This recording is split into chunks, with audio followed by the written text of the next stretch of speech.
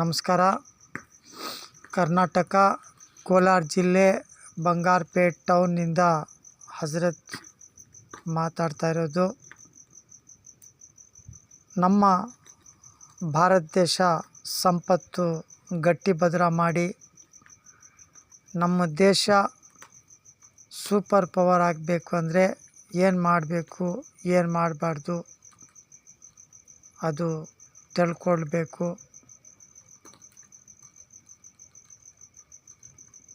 ದೇಶ ಶಾಂತಿ ಇರಬೇಕು ಅಂದರೆ ಏನು ಮಾಡಬೇಕು, ಯಾವುದೇ ಒಂದು ದುಷ್ಟಶಕ್ತಿಗೆ ಸರ್ವನಾಶ ಮಾಡಬೇಕಂದ್ರೆ ನಮ್ಮ ತಾಯಿ ತಂದೆದು ಆಶೀರ್ವಾದ ತಗೋಬೇಕು, ಹಿರಿಯರದು ಮಾರ್ಗದರ್ಶನ ತಗೋಬೇಕು.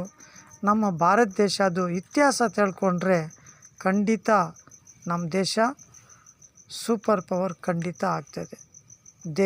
ದೇಶ ಮುಖ್ಯ ನಮಗೆ.